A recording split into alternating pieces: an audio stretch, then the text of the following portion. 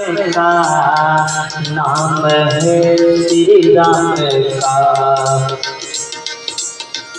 राम राम राम के पढ़े करे श्री नाम है श्री राम का। नाम है श्री राम का, नाम है श्री राम का। श्री हनुमान जी, श्री हनुमान जी, राम राम गाय के श्री हनुमान जी, राम राम गाय के दर्शन ले श्री राम के नाम के गुण गाय के। बोलो जय श्री राम। राम नाम से बढ़कर राम का ये नाम है, वो राम का ये नाम है।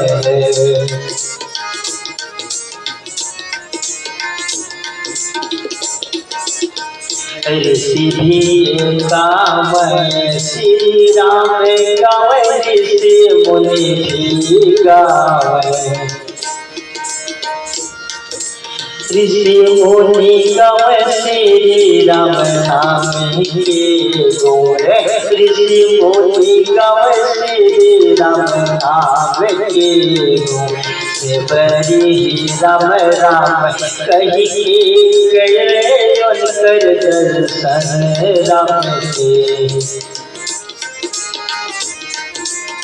हनुमान जी गावे राम राम गावे, हनुमान जी राम राम गाइए, कैले दर्शन श्री राम जी के। श्री राम के बढ़कर नाम बाबुल कल बड़े तो। राम जय जय राम, जय जय राम, जय जय बोलो रामचंद्र जी महाराज की जय। जय राम, बोलो रामचंद्र जी महाराज की जय। धीरम राजीवन करुणारूपम करुणाकरातं श्री रामचंद्रम गौरम करुणावतारम संसार सारम भुजगेन्द्रहारम सदा वसन्तमहिध्यायविन्द भवं भवामि सहितं नमामि। राधे राधे, जय श्री राम, जय जय राम। भक्तों,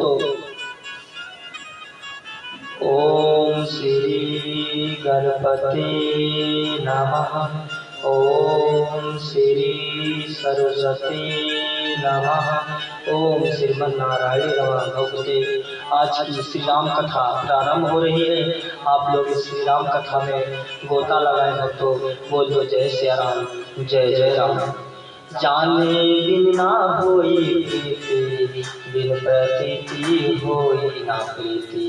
जय जय राम, जय सिया राम, जय जय राम, जय सिया राम, जय जय राम, जय सिया राम। सब जाग जग जानी, करहु बड़ा जोग जुग पानी। भक्तों, बोलो श्री रामचंद्र की जय, बोलो जय सिया राम। भक्तों, एक श्री रामचंद्र जी महाराज और कैकेयी, कौशल्या और सुमित्रा तीनों माँ में श्री रामचंद्र से प्रेम करने वाली सबसे कौन थी?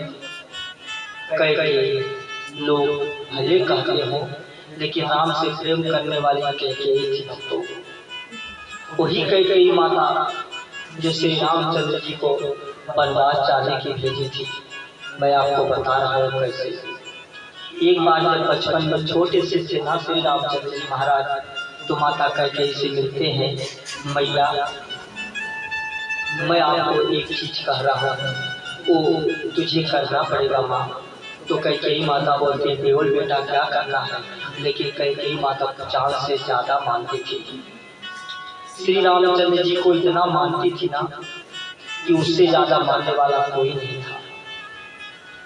उसके बाद माता बोलती है कि हाँ बोल बेटा, क्या है, क्या बात है बेटा, बताना। तो सीता उसके बाद कैकेयी माता बोलती है, बेटा मैं तो तुझसे बहुत प्रेम करती हूँ।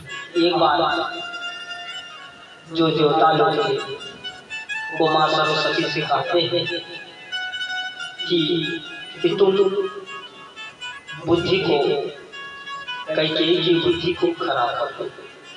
जब तक कैकेयी की बुद्धि खराब नहीं होगी तब तक इस घर को कैकेयी की बुद्धि खराब कर देते हैं माँ सरस्वती। उसके बाद श्री रामचंद्र जी माता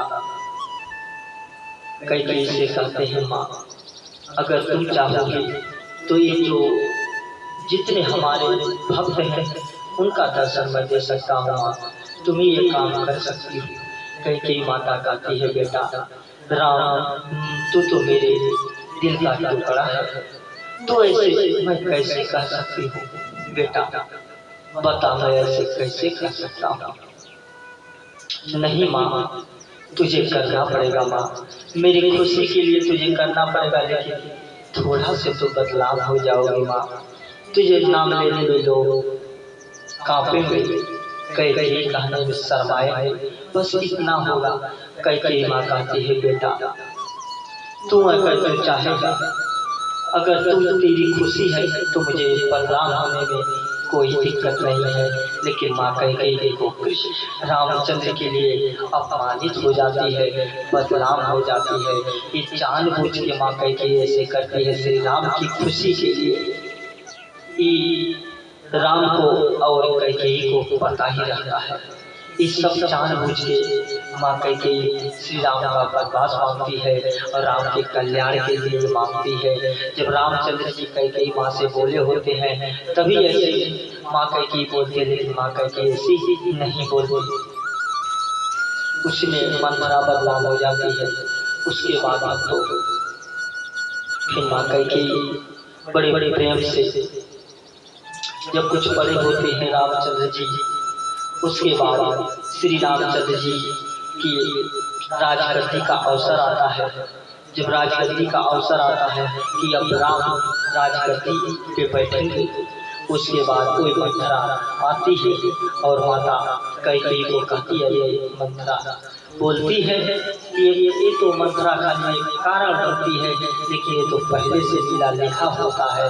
पहले से रामचंद्र जी को बर्बाद चाहते नहीं तो रावण मारा न जाता, इसलिए तो पहले से ये हुआ होता है, तो ये खाली दिखावा है। उसके बाद मंथरा जब आती है, मंथरा आने के बाद कैकेयी माँ से बड़े प्रेम से कहती है, अरे तो इतनी चुप क्यों बैठी है? बोलती, हाँ बोल भैया क्या बात है? कहते हैं, बेटी अरे राम तो वनवास, राम तो राजा बनने वाले हैं अयोध्या के, तुझे पता नहीं? तो कैकेयी बोलती है, हमें सब पता है, बताओ। उसके बाद मंथरा बोलती है, अगर बेटी अगर राम राजा बन जाएंगे ना तो तेरी इज्जत कौड़ी पर हो जाएगी, तुझे कौशल्या कैकेयी कौशल्या और सुमित्रा तुझे पटरानी बना के रखेंगी और तेरी इज्जत कौड़ी पर हो जाएगी। बेटी तुझे मैं जो चाहता हूँ कि राजा भरत बने और राम ना बने। उसके बाद भक्तों राजा तब कैकेयी तब नौटंकी करती है, राजा दशरथ के पास जाती है। जब राजा दशरथ के पास कैकेयी जाती है, उसके बाद राजा दशरथ के एक अपने बेडरूम पे आराम फरमा रहे थे, तब तक कैकेयी पहुंचती है बड़ी चिंतित में। उसके बाद जब चिंतित में पहुंचती है, उसके बाद पूछते हैं राजा दशरथ, कैकेयी तू इस समय बड़े गुस्से में है, क्या बात है तू बताना। तो उसके बाद कैकेयी बोलती है कि मैं जो कहूँगा तुम मानोगे? अरे बोल ना, क्या बात है, क्यों नहीं मानोगे? उसके बाद कैकेयी वही बोल देती है, बोलती है कि राम राजा नहीं बनेंगे, बनेंगे तो राम राजा। हेलो, राधे राधे, जय श्री कृष्ण। भक्तों, उसके बाद राजा भक्तों उसके बाद राजा जो है राम को राजा नहीं बनने देते। कैकेयी भक्तों कहती है कि मेरा भरत राजा बनेगा, क्योंकि तुम्हें पता है तुमसे मैं वरदान मांगा था, तुम भूल गए। अभी ये वरदान आपको पूरा करना पड़ेगा, ये वरदान को पूरा करना पड़ेगा। उसके बाद भक्तों जब राजा दशरथ सुनते हैं कि हाँ वरदान तो ये मांगी थी, ये वरदान उधार है, अब तो उसके बाद जब सुनते हैं कि राम राजा नहीं बनेंगे तो राजा दशरथ बनेंगे, उसके बाद भरत राजा बनेंगे। भरत को राजा बनाने के लिए बोलती है, तब तक राजा दशरथ धड़ाम से नीचे गिर जाते हैं और वो परेशान हो जाते हैं। कहते हैं कि मेरा भाई, मेरा बड़ा लड़का राजा नहीं बनेगा। उसके बाद वो बेहोश हो जाते हैं। तो भक्तों यहीं से राम का वनवास होता है और इनके वनवास का कारण कैकेयी यहीं से बनती है। तब राजा राम को 14 वर्ष के लिए वनवास जाना पड़ता है। उसके बाद भक्तों सब बाद में तैयारी होती है। उसके बाद सीता माता कहती है राम से, प्रभु ये बताओ ऐसी माता कौन की जो अपने बच्चे के लिए 14 साल के वनवास में थे। लेकिन राम को तो पता है, राम तो मुस्कुरा रहे हैं, प्रभु तो मुस्कुरा रहे हैं, लेकिन सीता कहती है कि ये बताओ कि ऐसी कौन सी माँ है जो अपने बेटे के लिए वनवास भेज सकती है। कहती है कि जो भगवान करते हैं अच्छे के लिए होता है, जो भी हो रहा है अच्छे के लिए हो रहा है, बुरा नहीं हो रहा है, क्यों देवी तुम परेशान हो। बाद में सीता माता को बहुत प्यार से समझाते हैं। उसके बाद इनकी वनवास की तैयारी होती है। इन्होंने जब वन की तरफ जाने लगते हैं, भक्तों सारा अयोध्या रोने लगता है। सारा अयोध्या के लोग रो पड़ते हैं कि मेरा राम अब 14 साल के लिए अयोध्या से दूर जा रहा है, वन की तरफ जा रहा है। अब तो सारी अयोध्या में रोना पीटना पड़ जाता है। उसके बाद जब भरत सुनते हैं कि मेरे भैया वनवास जा रहे हैं, अपने कैकेयी माता को बोलती है, अरे माँ तू तो दुष्ट है, ऐसी माँ ऐसी माँ तो मर जाना ही ठीक है।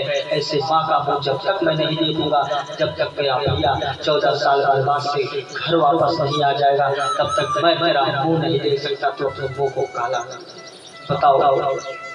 भरत जैसा भाई कहाँ मिलेगा। भरत स्वयं अपनी माँ को डांटते हैं कि तू ऐसा अपराध क्यों कर दी, मैं राजगद्दी पे राजा नहीं बनूंगा, हक तो सिर्फ भैया का है, श्री रामचंद्र जी महाराज का हक है, मेरा हक नहीं है, मैं राजगद्दी पे नहीं बैठने वाला। का जब रामचंद्र जी वनवास गए थे तो राजा भरत जी गद्दी पे बैठे थे क्या? नहीं बैठे थे। उन्होंने से रामचंद्र जी के स्वयं खराओं उस गद्दी पे रख दिए थे कि जब भैया आएंगे राजगद्दी पे बैठेंगे। ऐसे भरत जो राजगद्दी पे